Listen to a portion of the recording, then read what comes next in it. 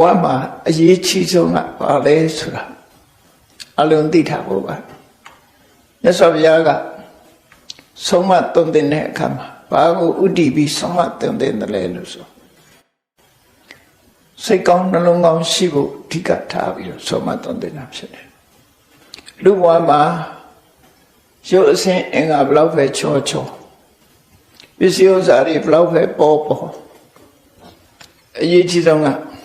စိတ်ကောင်းနှလုံးကောင်းရှိဖို့ရဖို့အရေးကြီးတယ်လို့ဆိုစိတ်ကောင်းနှလုံးကောင်းဆိုတာရှားပါပစ္စည်းလို့ပြောရမှာဖြစ်တယ်လူတွေကမလှလှအောင်ဝတ်စားစိတ်မှုနဲ့လုပ်လို့ရတယ်ဒီကနေ့ခေတ်မှာဆိုရင်ပြမယုတ်ကြီးကိုဝေကြီးတနာအကုန်ကြခံပြီးတော့ပြုပြင်ကြတယ်မလှတာကိုလှအောင်ပြင်ကြတယ်သို့တော့လှမှုမလှမှုဟာအပြင်ရုပ်ပေါ်မှာမူတည်တာမဟုတ်ပဲနဲ့စိတ်နှလုံးနဲ့ပတ်သက်နေတယ်ဆိုတာကိုတတိထားမိတဲ့ပုဂ္ဂိုလ်ကအနည်းဆုံးပဲသူနည်းစုဖြစ်နေမြတ်စွာဘုရားအဆုံးအမမှာရုပ်ကိုပြင်းနေုံနဲ့စိတ်မပြင်းမှုဆိုရင်အဲ့ဒီပုဂ္ဂိုလ်ဟာမကြခင်ရုပ်ဆိုးကြည်တတ်ဘဝရောက်တော့မှာစိတ်မပြင်းတဲ့ပုဂ္ဂိုလ်ဟာဘလောက်ပဲချောမောလှပနေစေကမူစိတ်မချောစိတ်မလှသည့်အတွက်ကြောင့်ရုပ်ခန္ဓာပါရုပ်ဆိုးကြည်တတ်ဖြစ်သွားတာအဲ့ဒါကိုသတိထားကြရမှာဖြစ်တယ်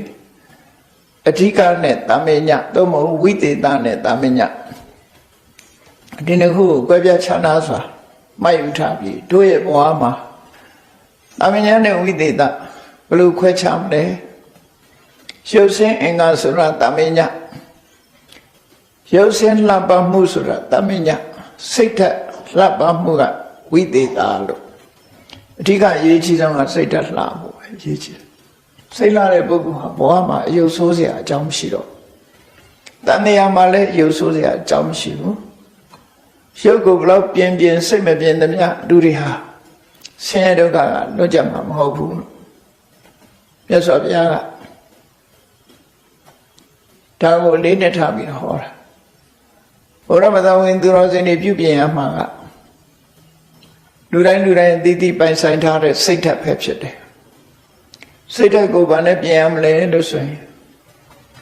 စိတ်တူတတ်လို့ရှိရင်မေတ္တာနဲ့ပြင်ရမှာဖြစ်တယ်လောဘကြီးလို့ရှိရင်အာလောဘနဲ့ပြင်ရမှာဖြစ်တယ်ဒေါသကြီးတာမေတ္တာနဲ့ပြင်တယ်မောဟကြီးပြီဆိုရင်အသိပညာစီးဖို့အထောက်ပြီးတော့ပညာနဲ့ပညာမှာဖြစ်တယ်အဲ့ဒါလို့မပြင်မဘူးဆိုလို့ရှိရင်ဘဝဟာတိုးတက်ကြည်ပွားလာမှုမရနိုင်ဘူးရုပ်ခန္ဓာကိုပြင်ဆင်မှုဟာတခဏတာမြတာဖြစ်တယ်ရုပ်ရဲ့တဘာဝဟာမြင်များပဲလှပနေစေကမူမကြခင်ပဲရင်းရောလာတတ်တဲ့သဘောရှိတယ်ပန်းကလေးဟာဘလောက်ပဲလှထာဝရလမ်းမှာမဟုတ်ဘူးနွမ်းသွားတဲ့အချိန်ကစပြီးတော့ဒီပန်းကလေးရဲ့အလှပါဟာကုံဆုံးသွားပြီလို့ပဲပြောဖြစ်တယ်ထို့တူပဲလူရဲ့ယုတ်ခန္ဓာဆိုတော့လည်းပဲဘလောက်ပဲလှအောင်ပြင်းမကြခင်ပြင်လို့မှမနိုင်ခင်ပဲ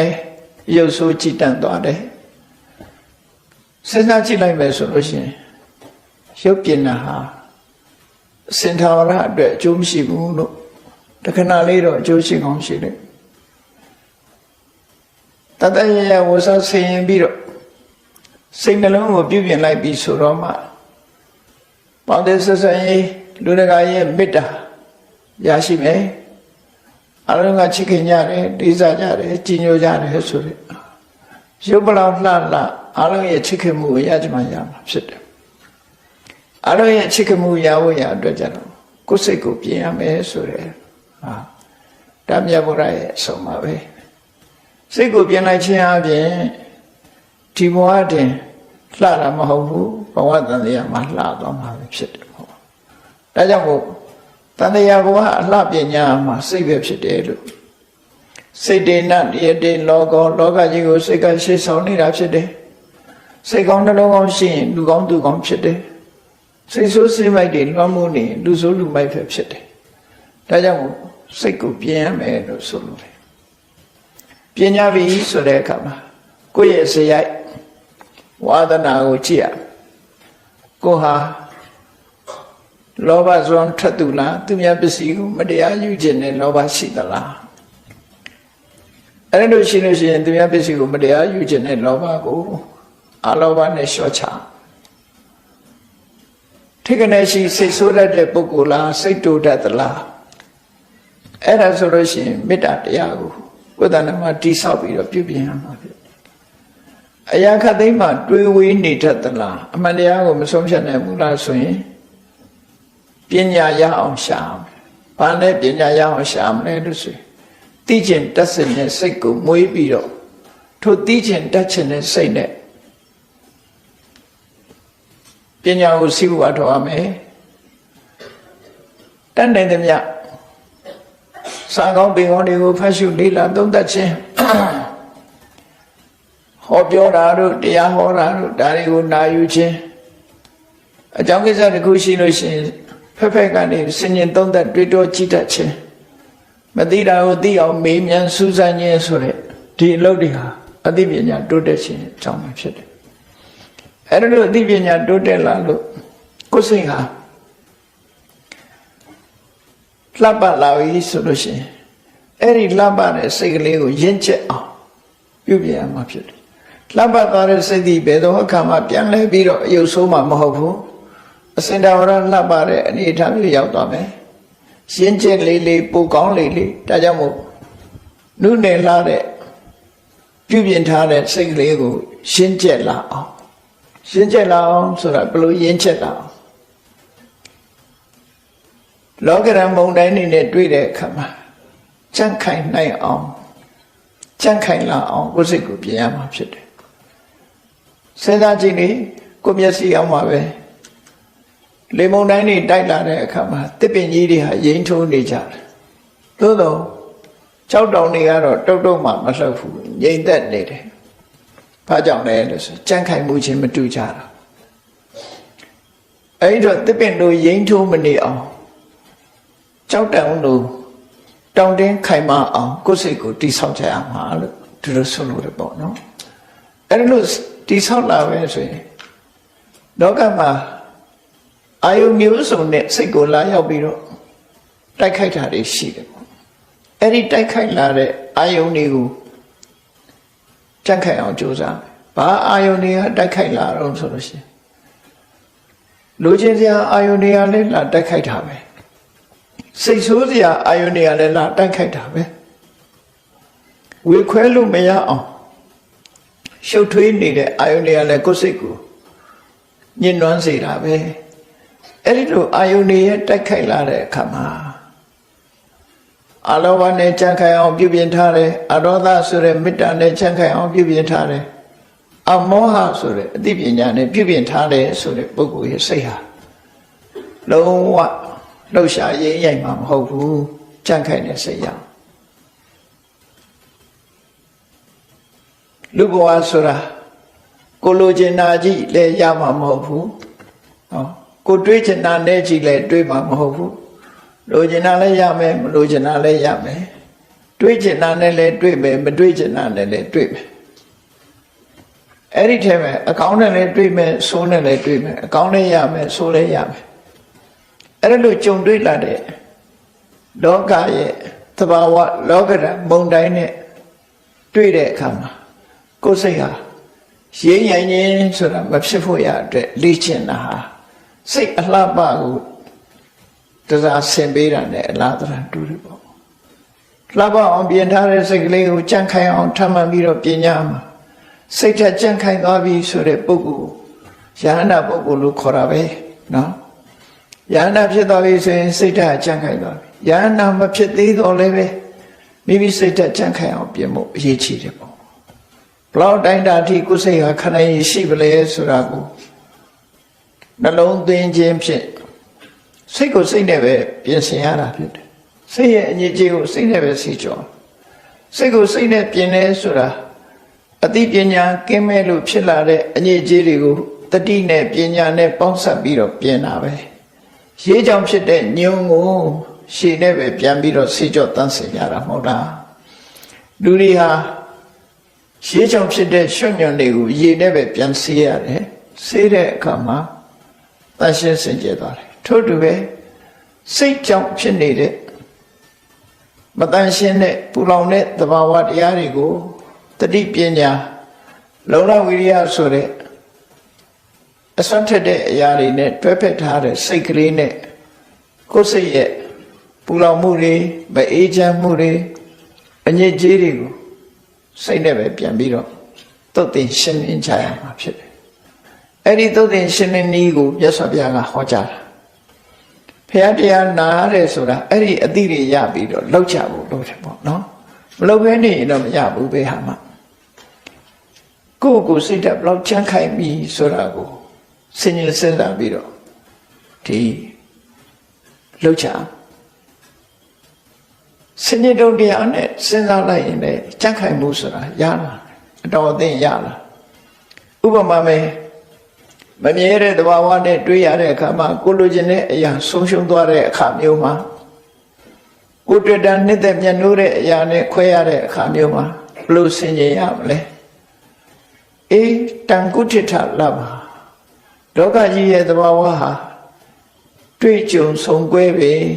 ဘာတတ်နိုင်ပါလဲဆိုတဲ့အတွေးလေးနဲ့ရှော့ချတာဒီလိုရှော့ချမကြည်ဝနဒေါသတွေဖြစ်လာပြီဆိုလို့ရှိရင်လေအေးဒီဒေါသတရားဆိုတာငါ့ကိုပဲနှိမ့်စမဲ့တရားဖြစ်တယ်ဒေါသဖြစ်နေတော့ရောငါအတွက်ကောင်းကျိုးချမ်းသာမှမရတာတစ်ဖက်သားကိုငါစိတ်ဆိုးနေရောငါအတွက်ကောင်းကျိုးချမ်းသာရမှာလို့ရမှာလားတစ်ဖက်သားရဲ့စိတ်ဆိုးမှုတစ်ဖက်သားရဲ့စော်ကားမှုကိုလက်ခံပြီးခေါင်းထဲမှာစဉ်းစားနေလို့ရှိရင်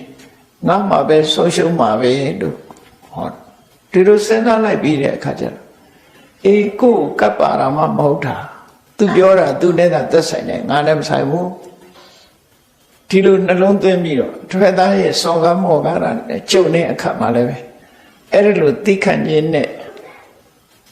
နေလိုက်ရတယ်မြတ်စွာဘုရားကိုယ်တိုင်ကအဲ့ဒီစနစ်ကိုကျင့်သုံးခဲ့တာစဉ်းစားကြည့်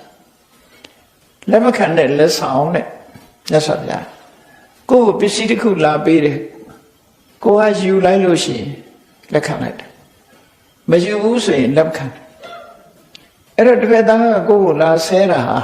ကိုယ်လာပေးတာနဲ့တူတယ်ပေါ့အဲ့ဒီလာပေးတာကိုယ်ဆဲတာကိုငါ့ကိုဆဲရမလားလို့ဒေါသပြန်ထွက်ရင်အဲ့ဒီဆဲရေးတိုင်းထွက်မှုကိုကိုယ်လက်ခံလိုက်တာရောက်သွားတယ်တဲ့လက်ခံလိုက်တဲ့အတိုင်းတာရောက်သွားတယ်ခေါင်းနဲ့ကိုမထည့်နဲ့မစင်စားနဲ့ဆဲတာသူ့ဘာသူဆဲသွားတာငါနဲ့ဘာမှမဆိုင်ဘူးလို့လုံးဝဆက်ဆက်ပြီးမတွေးပဲနဲ့နေလိုက်ရင်လက်မခံတဲ့လက်ဆောင်လို့ပဲတဲ့မြတ်စွာဘုရားအဲ့ဒါဘယ်မှာဟောလို့ဆိုမြတ်စွာဘုရားရဲ့တစ်ထက်ကမြတ်စွာဘုရားကပုံနာတူဟိုသူစေရနာနဲ့သူတရာနဲ့သူကြီးညိုတရာပွားပြီးတော့မြတ်စွာဘုရားရဲ့တပည့်အခေခံယူပြီးတော့သင်္ကန်းဝတ်သွားအဲ့ဒါကိုညီလို့တဲ့ပုဂ္ဂိုလ်မကျေနပ်ဘူးသူ့ကိုသင်္ကန်းဝတ်ပေးရမလားလို့ဆိုမြတ်စွာဘုရားလာဆဲတယ်လာဆဲတဲ့အခါမြတ်စွာဘုရားကဒီတိုင်းပဲငြိမ့်နေလိုက်တယ်သူဆဲလို့ပြီးသွားပြီဆိုတဲ့အခါကျသူဥပမာတစ်ခုပြောပြတယ်ပုံနာမင်းအင်ကိုဧည့်သည်တွေလာတဲ့အခါမှာမေမုံပဲသေးစာနဲ့လက်ခံအခန့်သလားဆိုအခန့်အဲ့ဒီမုံပဲသေးစာလေးကိုဧည့်သည်ကစားမသွားဘူးဆိုရင်အဲ့ဒါဘယ်သူပိုင်တုံးလို့ဆိုဟာကျွန်တော်ပဲပိုင်တာပေါ့အေးအဲ့ဒါလိုပဲငါ့ကိုမင်းကဆဲရေးခြင်းဖြင့်အခန့်ငါကမင်းဆဲရေးတာတွေကိုတခုမှရင်ထဲနှလုံးထဲမှာမှတ်မထားဘူးအဲ့ဒီဆဲရေးတိုင်းထွာတဲ့အရာတွေဟာမင်းဟာတွေကြီးပဲမင်းဟာတွေကြီးပဲငါလည်းမဆိုင်ဘူးလို့လက်မခံတဲ့လက်ဆောင်အနေနဲ့မြတ်စွာဘုရားသူ့ကိုတုံ့ပြန်ပေးလိုက်တဲ့အခါသူသဘောကျသွားပြီးတော့အဆဲရပြီးသူကိုယ်တိုင်တပည့်ခံသွားတယ်ဆိုအဲ့ဒါလိုအကျိုးရှိသွားတယ်နော်ပြန်ဆဲမယ်ဆိုရင်သူဆဲကိုဆဲပဲအဆဲတန်တရားဟာဆုံးမမဟုတ်ဘူးလေလူဆိုတာဒေါသဆိုတာရော့ကျသွားတယ်လို့မရှိဘူး သူကတုံးတဲ့ရိုက်ရင်ငါဓာတ်နဲ့ခုံမယ်သူကဓာတ်နဲ့ခုံရင်ငါသနတ်နဲ့ပြစ်မယ်ဆိုဆက်လာမှာပဲရှိတိုးတက်လာမှာပဲဖြစ်အဲ့လိုတိုးပွားလာမဲ့အရာတွေကိုမတိုးအောင်ခုနကဒီနဲ့မြတ်စွာဘုရားတုံ့ပြန်ပေးတာပဲဖြစ်တယ်လောကမှာအမြင့်မြတ်ဆုံးပုဂ္ဂိုလ်ကတောင်းမှာပဲလူတကာဘသူဆဲသမျှကိုသိခံခွင့်လွှတ်ခြင်းဖြင့်ကြော်ဖြတ်တာပဲဖြစ်တယ်ပေါ့တို့တွေဟာမြတ်စွာဘုရားရဲ့တပည့်သားဝကဖြစ်သည့်အတွက်ကြောင့်အလုံးကိုသိခံနိုင်ပြီးစိတ်ဓာတ်ရင့်ကျက်အောင်ကြိုးစားအထောက်ကြအောင်မှာဖြစ်တယ်ဆိုတာကိုတော့တတိထားကြရမှာပေါ့နော်တဖြည်းဖြည်းရင့်ကျက်လာအောင်ကိုယ့်ကိုကြိုးစားအထောက်ကိုယ့်ကိုဖြစ်စေရမယ်ငါဒီတိုင်းလိုက်နာမယ်ဒီတိုင်းဖြစ်စေရမယ်လို့နှလုံးသွင်းပြီးတော့လုပ်မယ်ဆိုလို့ရှိရင်တခါရှင်းချက်လာမှာပဲဖြစ်တယ်အကယ်၍ဒီလိုစိတ်တောင်မပေါ်ဘူးဆိုလို့ရှိရင်တန်တရားထဲမှာရှင်းချက်ဖို့ဆိုတာမတတ်မှခဲ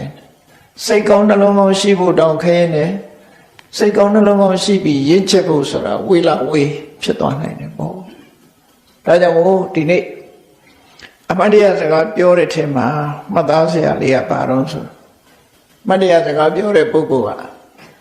သူ့ရဲ့ဘွဲ့နာမကနိတကလို့ခေါ်တယ်နိတကဆိုတဲ့မထေပဲဖြစ်တယ်သူကသာဝတိမြို့မှာမွေးဖွားပြီးတော့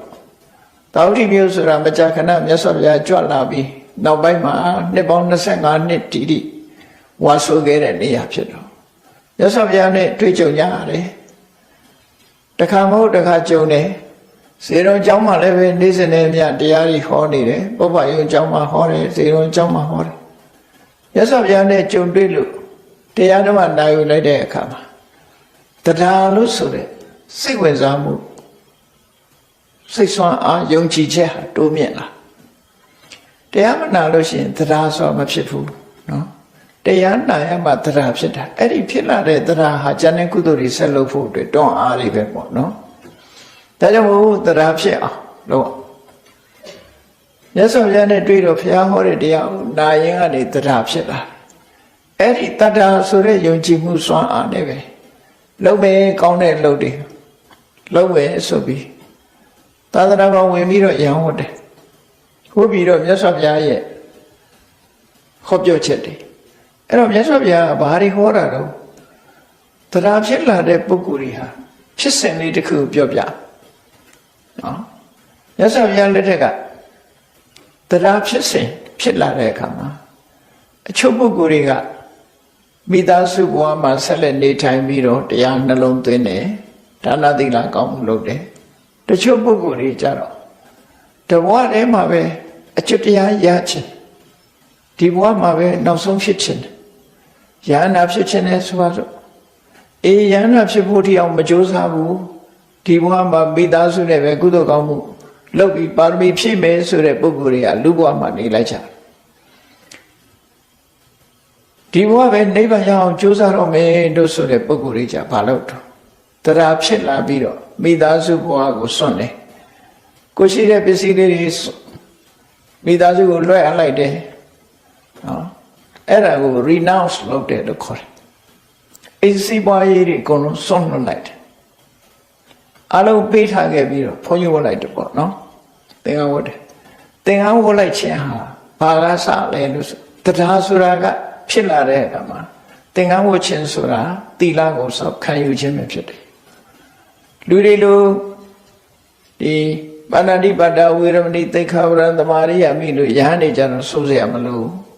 တိမ်ထဲမှာကမောဇာဖတ်ပြီးတော့ယဟန်လို့အတိမပြုတ်လိုက်တာတဲ့တပြိုင်နက်ယဟန်နေလိုက်နိုင်ရမယ့်ကျင့်ဝတ်တွေအားလုံးသူကလက်ခံလိုက်ရပြီသားဖြစ်ပါနော်ကျင့်ရမယ့်သီလတွေအကုန်လုံးလက်ခံလိုက်တော့ယဟန်ဖြစ်လိုက်တာနဲ့သီလတမ္ပန္နကုချင်းတရားတွေအကုန်ပြည့်စုံသွားပြီသူမှာပြည့်စုံတယ်ဆိုတာ responsible ဖြစ်သွားသူတောင်းဝန်ရှိသွားလူတယောက်ဟာအဖွဲ့ဝင်တစ်ခုဖြစ်သွားလို့ရှိရင်အဲ့ဒီအဖွဲ့စီမင်းစည်းကမ်းတွေကိုသူလိုက်နာရတော့တာပဲလေအဲ့ဒါလိုပဲသူကယဟန်ဖြစ်လိုက်တာနဲ့တပြိုင်နက်ယဟန်နေကျင့်သုံးရမယ့်သီလသူ့မှာပြည့်စုံသွားပြီရသွားပြီအဲ့ဒါတွေကိုဆက်လက်ပြီးတော့လိုက်နာနေဖို့ပဲလို့သီလကိုချင်းသီလကိုအရင်ကိုချင်းတရားကောင်းအောင်အရင်ကြိုးစားလိုက်တယ်အဲ့ဒီကိုချင်းတရား တာမန်တူတွေနဲ့မတူတဲ့ကိုချင်းသီလထိမ့်သိမ့်မှုကိုသူဟာစူးစမ်းရဟန်းဖြစ်လာပြီဆိုရင်ပထမအဲ့ဒီသီလကိုရှင်းချက်တဲ့ရင့်ချက်အောင်ဘာနဲ့ပြန်ထိရပြန်လို့ဆိုစိတ်ကိုထိန်းတဲ့အလုပ်ကိုလုပ်ရပြန်တယ်မျက်စိကမြင်တဲ့အဆင့်အာယုံပေါ်မှာလောဘမဖြစ်အောင်ထိရမယ်အတန်ကကြားပြီးတော့လောဘမဖြစ်အောင်ဒေါသမဖြစ်အောင်ထိရမယ်နှာခေါင်းကရတဲ့အနတ်လျှာနဲ့သိရတဲ့အရာခန္ဓာကိုယ်နဲ့ထိတွေ့ရတဲ့အထိတွေ့စိတ်ကူးချမ်းစီမှုကြောင့်ဖြစ်ပေါ်လာတဲ့အတွေ့အာယုံအဲ့ဒီအာယုံတွေကစိတ်ကိုတိုက်လာတဲ့အခါမှာလောဘဖြစ်เสียအာယုန်နဲ့တွေ့ရင်လည်းလောဘမဖြစ်အောင်ဒေါသဖြစ်เสียအာယုန်နဲ့တွေ့ရင်ဒေါသမဖြစ်အောင်ဆိုရယ်စိတ်ဓာတ်ရှင်းချက်ခိုင်မာမှုတွေကိုလေ့ကျင့်ယူရတယ်သူဘယ်အရာပဲဖြစ်ဖြစ်ဘောလုံးသမားတယောက်တော့မလေ့ကျင့်ရတာဟုတ်လားဘိုးလေးရတယ်မှာကန်းတာလေမလေ့ကျင့်မနဲ့သွားကန်ရှုံးမှာပေါ့တော့ဘုန်းကြီးဘုရားရောက်လာတယ်ဆိုတာသီလစောင့်တည်ပြီးတော့လေ့ကျင့်တာအဲ့ဒါဘလောက်ခန္ဓာရရှိတယ်လေ့ကျင့်နံပါတ်1သီလဆိုတဲ့အရာကိုလက်ခံထားပြီးတော့အိန္ဒြိယသံဝရနဲ့စိတ်ကိုထိန်းတဲ့လေ့ကျင့်ခန်းကိုအရင်လုပ်ရအဲ့လိုစိတ်ကိုထိန်းတဲ့လေ့ကျင့်ခန်းနဲ့လုပ်ပြီးရင်ဘာလုပ်ရအောင်ဆိုတတိတံပစညာတတိထားမယ်စဉ္ညတုံတရားရှိမယ်အဲ့ဒီကိုယ်တဏ္ဍာမှာတတိနဲ့အတိဒီနှစ်ခုမြင်မလာအောင်ခိုင်မာလာအောင်တစ်ခါလေ့ကျင့်တယ်အဲ့လိုလေ့ကျင့်ပြီးတဲ့အခါမှာအိန္ဒြိယသံဝရတဲ့တတိတံပစညာတဲ့အဲ့လေ့ကျင့်ပြီးတဲ့အခါတစ်ဆက်တည်းဘာလို့အောင်ဆိုရတာလေးနဲ့ကျင့်တတ်ဖို့လူတော်ကလို့ကြီးများလို့မရလူတွေလည်းသိကြီးများပါအောင်အင်္ဂါတက္ကမကြီးချက်ကျွေးတာစားရတာဖြစ်လိမ့်မယ်ကြီးများနေရင်လည်းပြဿနာတက်မှာပေါ့နော်အဲ့ဒါလို့ရမ်းဖြစ်လာလို့ရှိရင်တန်တုဋ္ဌိတန်တောတလို့ခေါ်တယ်ရှိတာလေးနဲ့ကျင့်တတ်တယ်ဘာလေးနဲ့ဖြစ်ဖြစ်ရှိတဲ့အနေအထားလေးနဲ့ကျင့်တတ်အောင်စိတ်ကိုလေ့ကျင့်ရအောင်ကျင့်တတ်တယ်မကျင့်တတ်ဘူးဆိုတာလည်းစိတ်နဲ့ဖြစ်တာလေလူဆိုတာသူကျင့်တတ်ခြင်းကျင့်တတ်မကျင့်တတ်ခြင်းလည်းမကျင့်တတ်ဘူးလူရဲ့သဘောကြည့်ပါလားစိတ်တိုးနေတဲ့အချိန်ဆိုရင်ဘာဖြစ်မကျင့်တတ်ဘူးသူကျင့်တတ်တာမရှိတော့စိတ်မတိုးဘူးဆိုဖြောင်းဖြူးနေဘာလို့စောကားသွားတော့ပြုံးမပြက်ဘူးအဲ့သူများအခက်တယ်နော်ကိုယ်ဆဲတောင်ပြုံးနေတာကျင့်တတ်နေပြီဆိုရင်ပြောတာပါမကျင့်တတ်ဘူးဆိုရင်အကုန်မကျင့်တတ်ဖြစ်တယ်ဒါမို့ပစ္စည်းနဲ့ပတ်သက်ပြီးကျင့်တတ်မှုဘာလဲဖြစ်ဖြစ်စိတ်ထဲမှာကျင့်တတ်နိုင်အောင်ကြိုးစားတယ်အာဆာယဆာလူနေရနေရကျင့်တတ်မယ်ဆိုတဲ့စိတ်ဓာတ်လေးမွေးပြီးကျင့်တတ်နေတယ်လူဆိုတာခက်ကြီးတခါတလေကြလို့ရှိရင်လေကိုယ်ကိုပြူငါအရေးပေးနှုတ်ဆက်တဲ့အခါတစ်မျိုးနှုတ်မဆက်တဲ့အခါတစ်မျိုးနော်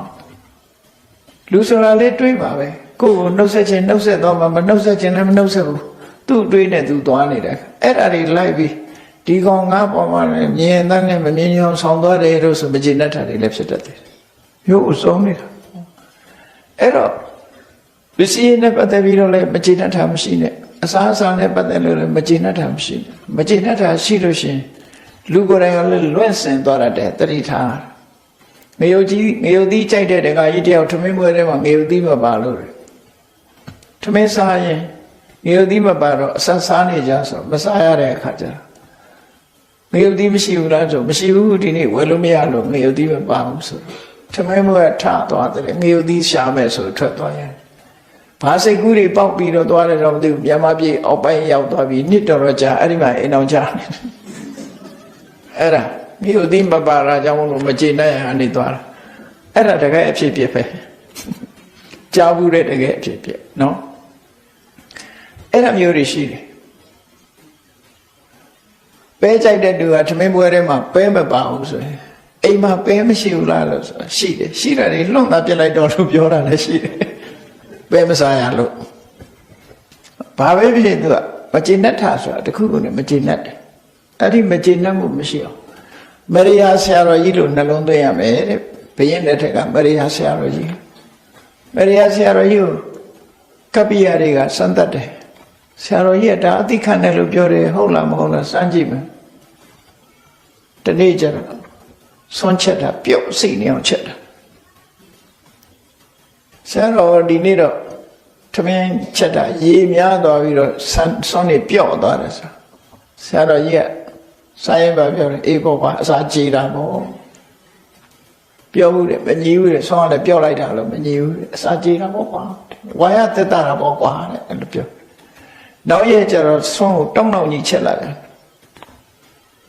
အဲ့ဒီနေ့ကျတော့ဆရာတော်ဒီနေ့တော့ရေနေသွားလို့ဆောင်းကမာသွားတယ်အိမ်မှာတော့လေတောင်းတောင်းလေးစားရတာပေါ့ကွာဟင်းတဲ့တရက်ကိုဟင်းထဲမှာစားကိုပိုခတ်လိုက်တယ်ငန်းနေအောင်ခတ်တာရှင်ဗျာဒီနေ့စားလက်လွန်သွားတယ်ဗျာ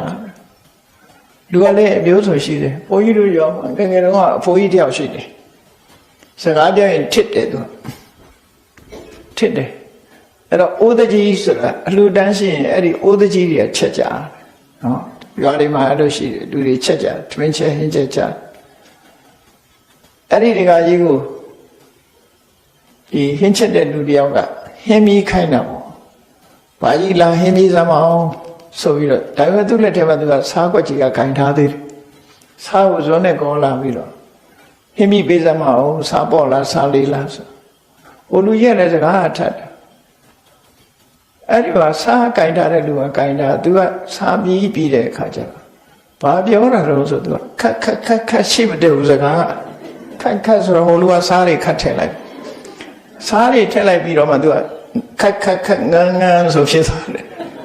အစားတွေကမင်းဟာခက်ငန်းဖြစ်နေတယ်လို့ပြောချင်တာငန်းတယ်လို့ပြောလိုက်လေပြီးတော့သူကခက်ဆိုတော့ခတ်ထည့်လိုက်အဲ့ဒါလည်းတကယ်ဖြစ်ပြတစ်ခုပဲငန်းတယ်လို့ပြောလိုက်ရင်လည်းတခေါနဲ့ပြီးတယ်သူကခက်ငန်းလို့ပြောချင်တာဟုတ်သူကအဲ့ဒီလိုတွေမရိယာဆရာကြဆိုငန်းတော့လေအေးဒီနေ့အစာကြေတာပေါ့ကွာလို့ပြောတယ်နောက်ရကြတော့စားအောင်ပေါ့နေအောင်ထည့်ပြီးတော့အေးရင်ငတ်တက်တာပေါ့ခွာစားပေါ့တော့လေရင်ငတ်ပြတက်တာပေါ့ဆိုလိုတာကတန်တုတ်ထီဆိုတာရှိရလေးနဲ့ကျင့်တတ်နိုင်အဲ့ဒီအလေးအကျင့်လေးကိုလုံးဝမယ်လို့ဆိုလိုတယ်နော်အဲ့ဒီလိုလုံးချင်းအပြင်ကိုယ်လည်းစိတ်ချမ်းသာတယ်ကိုယ်ကိုလောက်ကင်ပေးတဲ့လူကလည်းစိတ်ချမ်းသာတယ်အဲ့ဒါကိုပြောတာပေကြီးရကြတယ်မို့လားမေတ္တာတုတ်တဲ့မှာသူဘရောစတန်တုတ်တကောစသူဘရောစဆိုအဲ့ဒါတန်တုတ်တကဆိုကျင့်တတ်မှုရှိရင်သူပရပြုစုရတာလွယ်ကူတယ်တဲ့ကြီးများနေလို့ရှိရင်တုတ်တဲ့လူကလည်းကြတော့ညီစုတတ်တယ်အဲ့ဒါမျိုးအဲ့တော့သူပရမွေးမြူရေးလွယ်ကူတယ်ဆိုတာအဲ့ဒီတေပဲပြောအဲ့တော့ရဟန်းဖြစ်လာပြီဆိုရင်ရှိတာနဲ့ကျင့်တတ်နေရမယ်ကျင့်တတ်နေအဲ့ဒီလိုဘဝတစ်ခုကိုအစပြုပြီးတော့သီလနဲ့လည်းပြည့်စုံတယ်အိန္ဒြိယသဝရအိန္ဒြေကိုထိမ့်သိမ်းဆော့ချမှုလည်းရှိတယ်အရာရာကိုတတိထားပြီးဆင်ញင်တုံတရားလည်းရှိလာတယ်ရှိတာလေးနဲ့ကျင့်တတ်နိုင်ပြီဆိုရင်အဲ့ဒီပုဂ္ဂိုလ်ဟာတော့အကြောင်းမှာသွားပြီးတော့တမာတိအလုပ်ကိုလုပ်ပြီးတော့တဲ့ဒါဘုန်းကြီးတွေတွေ့ချင်းစင်တစ်ခုပေးတာမြတ်စွာဘုရားအဲ့ဒီလေးချက်မှမလေးချင်ပဲနဲ့တော့မသွားနဲ့တဲ့တော့တဲ့ဝင်မသွားနဲ့တဲ့နော်အောင်မြင်မှာမဟုတ်ဘူးတော့တဲ့ဆိုတာအနေနဲ့အမြဲတမ်းများတယ်ပေါ့အဲ့ဒါလို့ဒီအချက်လေးချက်နဲ့ပြည့်စုံပြီဆိုတော့ရဆောက်တည်ပြီးတော့တော့ရမှာတရားအထုတ်တမာတိကျင့်စဉ်လေးကျင့်နေပြီးတော့ဝိပဿနာကျင့်စဉ်ကျင့်နေဆိုလို့ရှိရင်စိတ်ဓာတ်ရင့်ကျက်မှုအတွက်လေ့ကျင့်တာပဲခေါ်တယ်အားလုံးဟာစိတ်ဓာတ်ကိုပဲပြုပြင်တာစိတ်ဓာတ်ပြုပြင်တဲ့လမ်းစဉ်ကြီးတစ်ခုပဲတရားဒီပုံစံနဲ့ပြုပြင်အရာထဲမှာနေတဲ့ပုဂ္ဂိုလ်ကြတော့သူကစိတ်ဓာတ်ပြုပြင်ရအမှန်တမ်းခက်တယ်အရာထဲဆိုတာမြင်စရာတွေမြင်မယ်မြင်နဲ့ပြောခြင်းပြောမယ်ဆိုခြင်းဆိုကြမယ်ဆိုတဲ့အခါကျတော့အမှန်တမ်းသိခံမှုရခက်ခဲလိမ့်မယ်နော်သိခံမှုရခက်ခဲတယ်ဒါတွေကြော်ဖြတ်ဖို့အတော်ခက်တယ်ရဟန်းဘဝကျတော့အဲ့ဒါတွေကိုကြော်ဖြတ်သွားနိုင်တယ်လို့ဆိုလို့တယ်ပေါ့နော်အဲ့ဒါတော့ကြောင့်မို့လို့လူဘဝမှာကြော်ရင်ဖြတ်ရင်နဲ့သောတာပန်လေးလောင်းနဲ့ခြေနှက်လိုက်ရတယ်သက္ကရာကနဲ့အနာကနဲ့ပဲခြေနှက်ရတယ်ဆိုအဆင့်ရောက်သွားအေးဒီနိတကဆိုရမထေမြတ်ကတော့သူဟာမြတ်စွာဘုရားဟောတဲ့ဒီကျင့်စဉ်ကြီးနဲ့သူစိတ်ကိုလေ့ကျင့်ဖို့ရစိတ်အားထက်သန်လာတော့ဘုန်းကြီးဟောလိုက်တယ်ဘုပြီးတော့မြတ်စွာဘုရားရှင်ကကမ္မထမ်းကြောင့်ကမ္မထမ်းကိုသင်ပြီးတဲ့အခါမှာတောရဆောက်တည်တောမှသွားပြီးတော့တရားကျင့်တာသိမကြဘူးသူလိုချင်တဲ့ရတ္တမေရတ္တဖို့ဆိုတာရပြီးယဟန္တာပုဂ္ဂိုလ်ဖြစ်သွားအဲ့လိုတောကြောင့်နေကြတဲ့ယဟန္တာတွေထဲမှာပုဂ္ဂိုလ်တွေထဲမှာတရားကျင့်နေကြတဲ့ပုဂ္ဂိုလ်တွေမှာသူဟာယဟန္တာဖြစ်သွားတနေ့ကျတော့အာဂနုယဟန္တာရောက်လာပြီးတော့ တောရနေတဲ့ကိုယ်တော်တွေစိတ်ဓာတ်ကြံ့ခိုင်မှုမရှိမိကွန်းထုတ်တယ်သူကကိုယ်တော်တို့တောကြောင်းနေပြီးတော့စိတ်ဓာတ်ကြံ့ခိုင်မှုဘယ်သူရှိသလဲဘယ်လောက်ထိအောင်စိတ်ဓာတ်ရင့်ကျက်မှုရှိသလဲဆိုတဲ့မိကွန်းကိုမေးတယ်အဲ့ဒီမိကွန်းလေးဟာသူ့ရဲ့အမတ်တရားစကားအနေနဲ့သူထည့်သွင်းပြီးပြောထားတယ်အဲ့ဒီမိကွန်းမေးတဲ့အခါမှာသူဖြေတယ်သူကိုယ်တိုင်ဖြေပြီးတော့သူကယန္နာဖြစ်တဲ့အကြောင်းကိုထုတ်ဖော်ပြောလိုက်တာပဲဒီတခါမထင်မေးတဲ့မိကွန်းရဲ့သူ့ရဲ့ဖြေဆိုချက်ဒီနေ့ကိုပေါင်းစပ်ပြီးတော့အမတ်တရားစကားဖြစ်မှတ်တမ်းတင်ထားတာဖြစ်တယ်ပေါ့နော်ခွန်ကြီးတို့တွေလည်းအဲ့လိုတရားရောက်ကမေးလိုက်ရင်ဒီမိကွန်းမျိုးကိုဒီလိုဖြေနိုင်သေးထီအောင်ကြိုးစားအထောက်အမယ်လို့သူတို့ဆိုလို့တယ်အဲ့တော့မိကွန်းကဘယ်လိုမေးတော့ဆိုကတ္တသေလူပမံစိတ်တံထိတံနာနုပကမ္ပတိကိုတော်တို့တွေကဘသူစိတ်ဟာကြောက်တုံကြီးတို့ရင်းရိုင်မှုမရှိဘဲနဲ့ကြံ့ခိုင်တယ်လေဒီမေးဟာမင်းဟာလောကရန်နေနဲ့ကြုံတဲ့အခါမှာမင်းစိတ်ဟာတုံလို့လှောက်ရှားခြင်းမရှိဘဲနဲ့ကြံ့ခိုင်ရလားလို့ဆိုတယ်မေးကိုစိတ်ဓာတ်ကြံ့ခိုင်ရလားခိုင်မာမှုရှိရလားဆိုမေးတယ်ဘာအတွက်လဲဆိုရင်ဝိရတံရစနီယေတုတမက်ဆရာအာယုန်နေနဲ့တွေ့တဲ့အခါတမက်မှုကင်းသွားတယ်ကုပ္ပတိယေနကုပ္ပတိတမက်ဆရာအာယုန်နေနဲ့တွေ့ရင်လည်းမတမက်ဘူးဒါကြောက်တောင်လို့ခိုင်မာတဲ့စိတ်လို့ခေါ်တယ်စိတ်ဆိုးစရာအာယုန်နေနဲ့တွေ့ရင်လည်းစိတ်မဆိုးဒါကြောက်တောင်လို့ခိုင်မာတဲ့စိတ်ဓာတ်ရင့်ကျက်မှုလို့ပြောတယ်ယတိဝံဘာဝိတံစိတ်တံကုတောတံဒုက္ခမေတ္တိအဲ့ဒါလို့စိတ်ဓာတ်ကြံ့ခိုင်သွားတဲ့ပုဂ္ဂိုလ်ဟာဘယ်ရှုတော့မှကြည့်ဘယ်အကြောင်းနဲ့မှကြည့်သူဟာဒုက္ခရောက်เสียအကြောင်းမရှိဘူးစိတ်ညစ်เสียဘယ်မှမရှိတော့ဘူးလေသူစိတ်ကိုငြိမ်အောင်လုပ်လို့မရတော့ဘူးလိုချင်စရာအာယုန်နဲ့တွေ့လဲသူစိတ်ကလိုချင်မှုမရှိဘူးစိတ်ဆိုးစရာအာယုန်နဲ့တွေ့လဲစိတ်မဆိုးဘူးသူဟာတည်ငြိမ်နေတဲ့စိတ်ဓာတ်ပိုင်ရှင်ဖြစ်တယ်အဲ့ဒါလို့ဖြစ်အောင်လေ့ကျင့်ထားတဲ့စိတ်ရှိတဲ့ပုဂ္ဂိုလ်ဟာတဲ့ဘယ်လိုနည်းနဲ့မှစိတ်နဲ့ပတ်သက်ပြီးစိတ်ဒုက္ခရောက်เสียအကြောင်းမရှိတော့ဘူး။တာမန်ပုထုဇဉ်ပုဂ္ဂိုလ်တွေကျတော့စိတ်ဒုက္ခရောက်တယ်လေ။လူတယောက်ကချီးမွမ်းသွားလို့ရှိရင်လည်းပြုံးနေ။လူတယောက်ကကဲ့သွားရင်လည်းမချီမနှက်ဖြစ်နေ။နော်။အောင်မြင်ကြည်ပွားလို့ရှိရင်လည်းကျဉ်းတတ်နေ။မအောင်မြင်မှုဒုက္ခအဆုံးနဲ့တွေ့ပြန်ပြီဆိုရင်လည်းစိတ်ဓာတ်တွေကြာနေ။နော်။ရင်းရိုင်မှုညာနေ။အဲ့ဒါလို့ရင်းရိုင်မှုမရှိဘူးဆိုရင်ဘယ်လိုမှသူ့ကိုမျက်နှာပြတ်အောင်လုပ်လို့မရဘူးတဲ့ဘယ်လိုမှဒုက္ခဖြစ်အောင်လုပ်လို့မရဘူးအဲ့ဒီပုဂ္ဂိုလ်မျိုးရှိသလားလို့မိကွန်းထုတ်လိုက်တာအဲ့လိုမိကွန်းထုတ်တဲ့အခါနိဒကမထေရထပြီးတော့သူပြောလိုက်တယ်မမသေလူပမံစိတ်တံထိတံနာနုပကမ္မတိတပည့်တော်ရဲ့စိတ်ဟာကြောက်တောင်ကြီးလိုခိုင်းနေတယ်တဲ့လုံးဝလောကရန်ကြောင့်လှုပ်ရှားရရမှုဖြစ်ဘူးတဲ့ဝိရတံရစနီယေတုတမက်ဆရာကောင်းတဲ့အာယုန်ဒီ6လည်းပဲသူဟာတမက်မှုဆိုတာစိတ်ထဲမှာပေါ်လာတော့ဘူးတဲ့ကုပ္ပတိယေနကုပ္ပတိစိတ်ဆိုးစရာအာယုန်ကြောင့်လည်းပဲသူစိတ်ဟာစိတ်မဆိုးတော့ဘူးတဲ့မမေဝံဘာဝိတံစိတ်တံကုတောမံဒုက္ခမေတ္တိတပည့်တော်စိတ်ဟာအဲ့ဒါလိုလေ့ကျင့်ထားတာဖြစ်လို့ဘယ်အကြောင်းနဲ့မှတပည့်တော်စိတ်ဟာစိတ်ဆင်းရဲမှုဆိုတော့လာတော့ဘူးတဲ့လူတွေကစိတ်ဆင်းရဲတာကြတော့မခံနိုင်ဘူးသို့တော့အဲ့ဒီစိတ်ဆင်းရဲတာခံနိုင်အောင်လေ့ကျင့်လားဆိုမလေ့ကျင့်ဘူးမလေ့ကျင့်တဲ့အတွက်ကြောင့်စိတ်ဆင်းရဲမှုတွေကိုခံနေရတယ်လို့ဖြစ်တယ်ပေါ့နော်တကယ်ကတော့လေ့ကျင့်ရမှာဖြစ်တယ်အဲ့လိုဒီတကမထေရသူ့စိတ်ဟာအဲ့ဒီအခြေအနေရောက်နေတယ်ဆိုတာကိုဖြေဆိုလိုက်တာဖြစ်တယ်အဲ့ဒီဖြေဆိုခြင်းဖြင့်သူဟာယန္နာပုဂ္ဂိုလ်အဆင့်ကိုကြောညာလိုက်တာပဲဖြစ်အဲ့ဒီစကားနဲ့အမေးနဲ့အဖြေနှစ်ခုလုံးကိုပဲသူကသူ့ရဲ့အမတ်တရားစကားဖြင့်စာပေကျမ်းကမှာမှတ်တမ်းတင်ခဲ့တာအဲ့တော့ဘုန်းကြီးတို့တွေလည်းကိုယ်စိတ်ကိုကြံ့ခိုင်အောင်ကြံ့ခိုင်နေဆိုတာလိုချင်စရာအာယုန်နဲ့တွေ့လည်းမလိုချင်အောင်စိတ်ဆိုးစရာအာယုန်နဲ့တွေ့လည်းစိတ်မဆိုးနိုင်အောင်စိတ်မဆိုးမိအောင်တည်ငြိမ်ရင့်ကျက်တဲ့စိတ်ဓာတ်မျိုးလေ့ကျင့်ပြီးတော့ယူချမှာဖြစ်တယ်လို့ဒီဆုံးမဟာမြတ်ဗုဒ္ဓရဲ့အဆုံးအမပဲဖြစ်တယ်အဲ့ဒါလိုပဲနောက်မထေရမြတ်တစ်ပါးရဲ့အမတ်တရားစကားလေးကအချိန်ကိုတန်ဖိုးရှိရှိအသုံးချဖို့မြတ်စွာဘုရားရဲ့အဆုံးအမအတိုင်း သူဟာမတန်းတင်ပြီးအမှတ်တရားစကားကိုပြောခဲ့တာတော့သောဏဆိုတဲ့မထေပဲဖြစ်တယ်သာသနာတော်မှာသောဏဆိုတဲ့အမည်ရတဲ့ပုဂ္ဂိုလ်တွေကတခြားပုဂ္ဂိုလ်တွေလည်းရှိတယ်ဒါကြောင့်သူကတော့သူ့အဖေရဲ့နာမည်လေးကိုယူပြီးတော့သောဏပောတိရိယဗုဒ္ဓလို့ပောတိရိယရွာစာကြီးရဲ့သားသောဏလို့ဒီလိုနာမည်ပေးထားတာဖြစ်တယ်ပေါ့ဒါကတော့ကွဲပြားခြားနားအောင်မှတ်တမ်းတင်ပေးတာ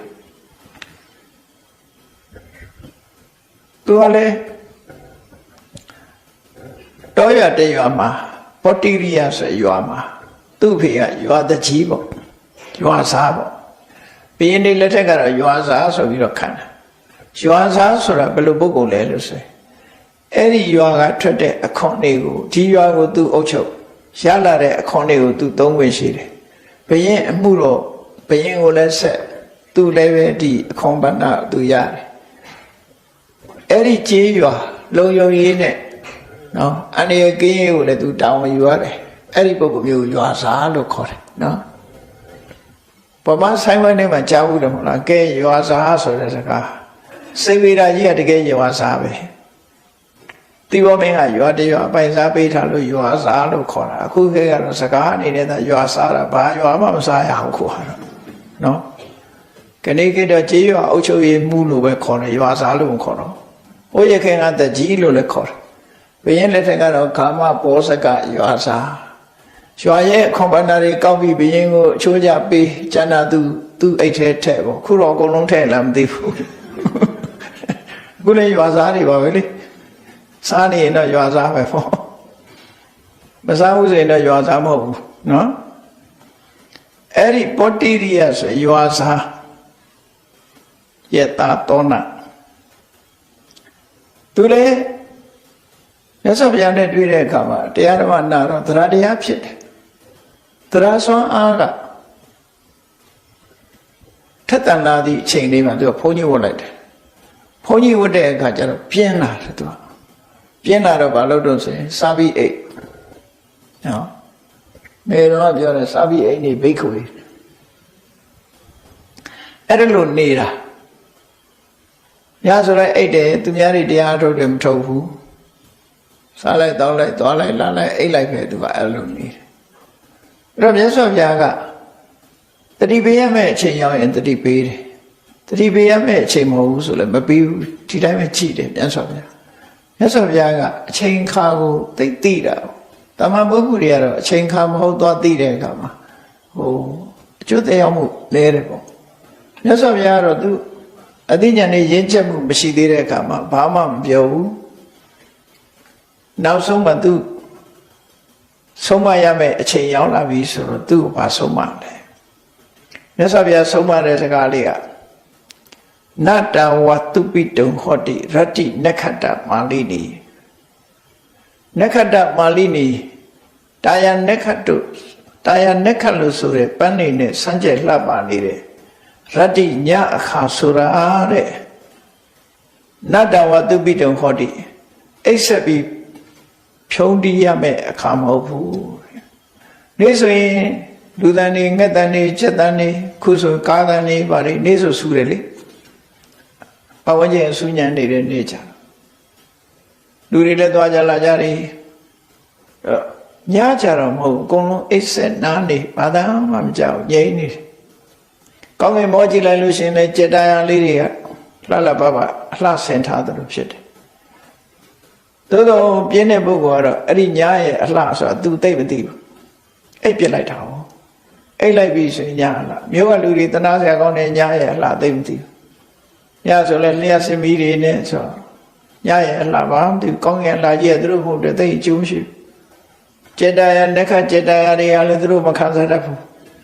နော်အဲ့တော့လျှက်စမီးမရောက်သေးတဲ့တောကလူတွေကတော့ညာအလှပါတွေ့ရသေးတယ်မဲတော့ဆိုလို့ရှိရင်ပလက်လီလှမ်းအိပ်ပြီးတော့ညာလာတွေကိုကြည့်ရတာကိုအရသာရှိတယ်အခုတော့ကြည့်ရတော့အောင်မျိုးရောင်တယ်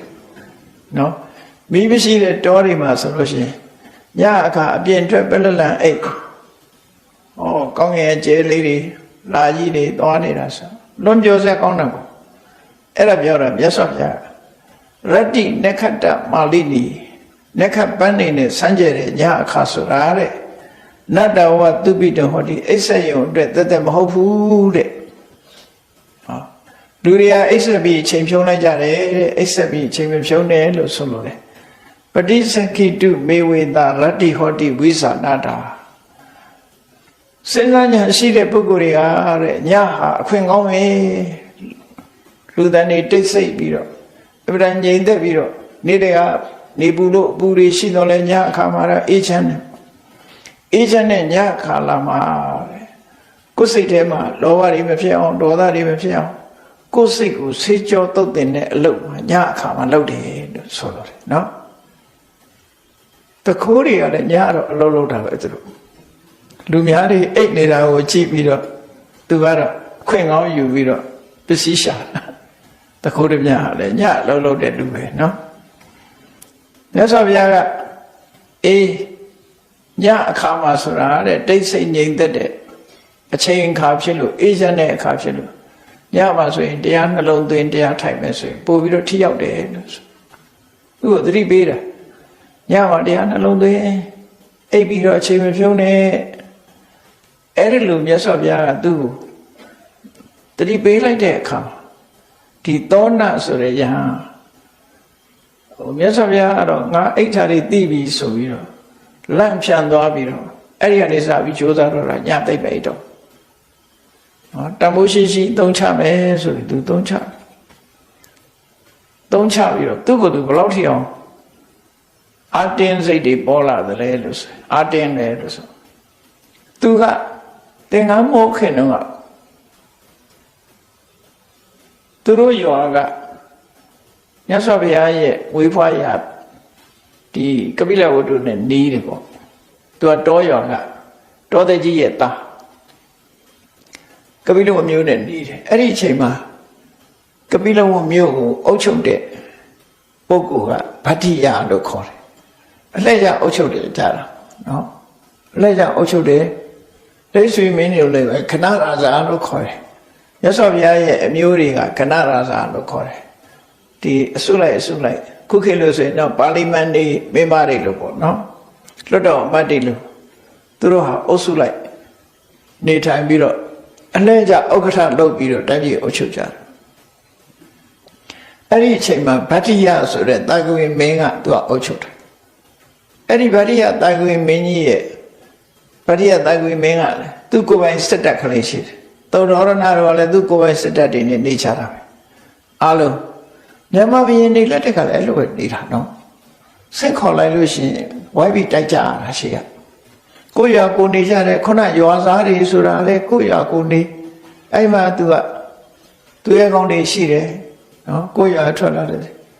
ဟောအဲ့ဒါတော့မှန်ကန်တယ်အလောင်းမင်းတရားဥအောင်စေရဆိုတာမိုးဆိုးဘူးရွာကသူကတချီသားပဲမှန်တော့အဲ့ဒီကနေသူစီရေးတွေပဲလေ့ကျင့်တာလူကလည်းထွားတော့ကြိုင်တန်တန်မာမာဓာခုတ်လန်တို့အတ္တတွေသင်မျက်စိစင်စီအသင်အတ္တတွေသင်ရှိခိကတော့ဒါပဲသင်ကြတော့နော်အဲ့ဒါကိုအဓိကထားသင်ကြတော့အတိုက်အခိုက်အရေးကြုံလာပြီဆိုရင်တို့ထပြီးတော့ကိုတက်ဖွဲ့နဲ့ကိုတိုက်ကြတာအလောင်းမင်းတရားဥအောင်စေရဆိုတာဘယင်မဖြစ်ခင်ကသူလည်းပဲဟိုဆိုးဖို့ရွာသားပဲတိုင်းပြည်စေးစေးကကျုံလာပြီဆိုရင်ထတိုက်ကြတာအဲ့ဒီသဘောပေါ့နော်အခုလည်းဗတ္တိယမင်းရဲ့စစ်သူကြီးဖြစ်ခန့်ထားတာဒီသောဏကိုစစ်သူကြီးဖြစ်ခန့်ထားဗတ္တိယကမြတ်စွာဘုရားသာဝတိမြို့ကြွပြီးသိမကြဘူးဘုရား9ဝါလောက်အရမှာသာဝတိမြို့ကပိလဝကိုကြွပြီးသိမကြတော့အာနန္ဒာတို့ဒေဝတ္တတို့အနုရုဒ္ဓတို့နဲ့အတူတကွအနုရုဒ္ဓနဲ့အလွန်ရင်းနှီးတဲ့တငယ်ချင်းကိုဗတ္တိယမင်းအနုရုဒ္ဓကသူနဲ့အတူသင်္ကန်းဝတ်ဖို့ခေါ်တာနဲ့ဗတ္တိယဟာသူ့ရဲ့ရှာတူးကိုစွန့်ပြီးတော့တိုင်ဝင်မင်းသား6ယောက်ယဟန်ပြုတဲ့ထက်မှသူလည်းပါသွားတယ်နော်ရှင်အနန္ဒာတို့နဲ့အတူသင်္ကန်းဝတ်လိုက်ကြတယ်ပေါ့အဲ့ဒီအချိန်မှာဒီသောဏဆိုတဲ့ပောတိရိယစစ်သူကြီးကဟာဘယင်ရှာတူးရှိတဲ့ဗတ္တိယတောင်မှာပဲထိနှံစွန့်နိုင်သေးတာ ငါရာထူးကဘာဟုတ်လို့လဲဆိုပြီးသူလည်းပဲထိနှံစွန့်မယ်ဆိုပြီးသူလည်းသင်္ကန်းဝတ်လိုက်တာသင်္ကန်းဝတ်လိုက်တဲ့အခါမှာသင်္ကန်းဝတ်ပြီးတော့သူကညဆိုအိတ်ထားတယ်အဲ့ဒါကြောင့်မို့မြတ်စွာဘုရားကသူ့ကိုဆုံးမတဲ့အခါမှာသူဘယ်လောက်ထိအောင်သူ့ကိုယ်သူစိတ်အားတင်းတယ်လဲလို့ဆိုလို့ရှိရင်ဟဋ္ဌိခန္ဓာဝပဋိတံကုံစရောစေအနုကမေသူပြောလိုက်တဲ့ကစစ်ပွဲတပွဲမှာတဲ့စင်မောကနေသူမတော်တဆကြတယ်တော့မဟုတ်လည်းနဲ့မှန်၍ဖြစ်စေတခုကြောင့်စင်မောကနေကြလိုက်တဲ့အခါမှာဆင်ကနေပြီးတော့ရိုးရက်ခတ်ပြီးတော့သူ့ကိုဆင်းနှင်းတတ်မယ်တည်သွားမယ်စင်စည်းသူရဲ့ကောင်းတွေဟာများသောအားဖြင့်ဆင်းနဲ့တိုက်ခိုက်တဲ့အခါမှာမတော်တဆလည်းနဲ့မှန်၍ဖြစ်စေလိုကြလို့ရှိနော်အလုံးကြောက်ကြမှာပေါ့မြန်မာသမိုင်းမှာဆိုလို့ရှိရင်18နှစ်အရွယ်ရှိတယ်မင်းရဲ့ကြော်စွာပကူဟာတာဝရီမြို့ကိုသွားတိုက်တဲ့အခါသူက18နှစ်သားပဲရှိသေးတယ်စစ်ပြင်းဖြစ်နေသူစီးတဲ့ဆင်ကြီးကလည်းအလွန်ကောင်းတဲ့ဆင်ကြီးသူကလည်းဆင်စီအလွန်ကျွမ်းတယ်ဆင်ကိုတိုက်ပွဲဝင်တော့မယ်ဆိုဆင်ကိုစိတ်ကြွအောင်ရက်တိုက်တယ်ခုခေတ်ဆိုပိုဆိုးမဲ့တဲ့စိတ်ကြွစေးတွေတိုက်လိုက်ရင်သိမသက်တာလောက်ဆင်းကိုအရက်တိုက်ပြီးတော့ချုံးဖွင့်ပြီးတော့ရှေ့ကိုအတင်းတက်သွားရန်သူနဲ့သွားပြီးတော့ရင်ဆိုင်တာနောက်ကလိုက်တဲ့ပုဂ္ဂိုလ်တွေနောက်ကျခေါ်စစ်ကြုံနဲ့လို့ခေါ်တယ်သူကရှေ့ရောက်သွားသူဥလှည့်ပြီးတော့လာလိုက်တဲ့သူစင်နဲ့တိုက်တဲ့ဒီရန်သူစစ်တပ်ဟာရွေ့သွားသူတိုက်လိုက်ရင်ဟောနောက်ဆုတ်ပေးရတယ်နော်ရှေ့ကတော့ချောင်းပြစ်တာမဟုတ်ဘူးလေခုကချောင်းပြစ်တာစနိုက်ပါတို့ဘာတို့နဲ့ချောင်းပြစ်တာအဲ့ဒီကတော့လူချင်းရင်ဆိုင်ပြီးတော့တွန်းညတိုက်ကြတာဆိုဆင်းနဲ့ဒါတိုးဝေးတဲ့ကတစ်ဖက်ကဟန္တာဝရီကစစ်တပ်ကနောက်ဆုတ်ပေးရတယ်အဲ့ချိန်မှာသူစစ်ကြုံသွားတယ်နောက်ကဟာတွေကမမီဘူးရန်သူစစ်တပ်တွေနဲ့သူနဲ့စစ်ကြုံသွားတဲ့အခါစွာရှိသမျှထိုးခုတ်ပြီးမလို့သူ့ပေါင်ကိုလှန်ချက်ထိသွားတယ်နော်တိတ်များတော့ကာကွယ်ပေးမဲ့လူမရှိတော့လှန်ချက်ထိသွားတယ်အဲ့ဒီမှာသူတော်တဲ့ကိုဝင်ရောက်ပြီးပျောက်ကွယ်သွားတာဆင်ကြီးကတော့ဆင်ကလည်းပဲလှန်ချက်ထိနေပျောက်ကွယ်သွားပြီသူ့ကိုတော်နဲ့ရှာလို့မရဘူးတော်တယ်မှာနောက်မှကျိုးနဲ့ပတ်ရှာရတယ်လို့ပြောတာပဲအုံနေပင်လေးအောက်မှာသူကပုံနေတာအုံနေပင်မှာအပုံကောင်းတော့ရှာလို့မတွေ့ဘူးလေနောက်တော့သူအရှင်ဖမ်းမိသွားတယ်ပေါ့ဒါသမိုင်းထဲမှာပါတယ်ဟာကိုပြောအဲ့ဒီမှာစင်စည်းသူရဲ့ကောင်းတွေဟာလည်းပဲမတော်တဆဆင်မောအကြကြတယ်လက်နဲ့ထိလို့ကြတာလည်းဖြစ်တယ်ပထမဆင်ကိုလက်နဲ့တွေထိမှန်တဲ့အခါဆင်ကြီးရဲ့နာတာပေါ့နာတော့ဆင်ကခါတာပေါ့ခါတဲ့အခါမှာဆင်မောကနေလွင့်ကျသွားတာလည်းရှိတယ်အဲ့ဒါလို့ကျသွားပြီးတော့ဆင်ကနေပြီးတော့မခံနိုင်လုံးလို့ပြင်းရင်လွှားရင်နဲ့ကိုယ်သခင်ကိုနင်းမိတာတွေလည်းရှိတယ်ပေါ့နော်အဲ့ဒီမှာဆင်မောကြပြီးတော့ဆင်နင်းလို့သင်္ကန်းမေမတန်သေးဩအဲ့ဒီစစ်ပွဲကြီးထဲမှာ तू သေသွားတာကကောင်းသေးတယ်ယင်းစီဝေပရာဇီတော့အသက်ရှင်နေတဲ့သူများရဲ့အဖမ်းခံရပြီးတော့အသက်ရှင်လျက်စစ်ပွဲကိုအရှုံးခံရတာဟာတော့မနှိမ့်လှဘူးလို့ငါဟာလည်းပဲသာသနာ့ဘောင်ဝင်ပြီးတော့စိတ်နဲ့ကိလေသာတွေနဲ့တိုက်ပွဲဆင်နေရတယ်ကိုယ်စိတ်ကိုနိုင်အောင်မလုပ်နိုင်ဘူးကိလေသာတွေရဲ့လွှမ်းမိုးမှုကိုခံရမယ်ဆိုရင်ငါဟာလည်းပဲအသက်ရှင်နေတဲ့အရှုံးပေးရတာမျိုးဖြစ်တယ်အဲ့တော့အဲ့လိုအသက်ရှင်နေအရှုံးပေးရမယ်အစားဆင်နှင်းသက်လို့တည်သွားတာအမှကောင်းသေးတယ်စစ်ပွဲမှာစစ်ပွဲတစ်ပွဲကိုမနိုင်ရရင်တော့စစ်ပွဲမှာကြာဆုံးရတာပဲကောင်းတယ်လို့စစ်သူကြီးပြီးသူကအဲ့လိုတွေးတယ်နော်ဗန္ဓုတစစ်သူကြီးအကြောင်းလည်းကြားမိလိမ့်မယ်ဗန္ဓုတစစ်သူကြီးကအင်္ဂလိပ်နဲ့လက်နဲ့ချင်းကမရှင်နိုင်ဘူးဆိုတော့သိတယ်သူ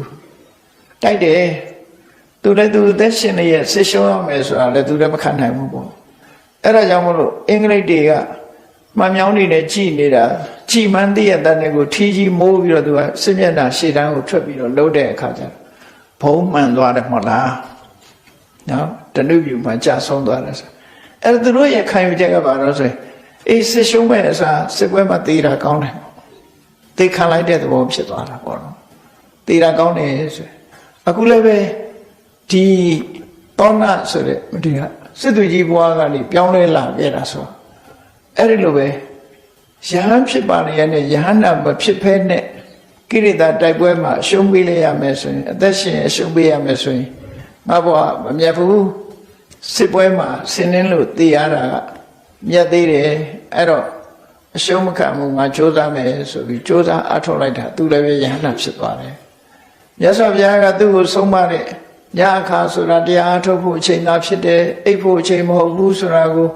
ခေါင်းထဲမှာဆွဲပြီးမှတ်သားထားပြီး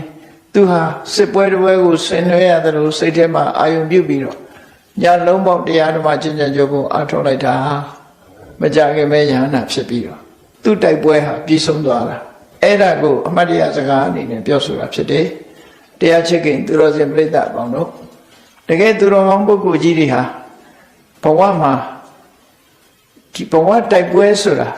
ကိုယ်စိတ်ဓာတ်ကိုယဉ်ကျေးမှုနဲ့ပတ်သက်တဲ့ဘဝတိုက်ပွဲကိုတိုက်ကြတာဖြစ်လို့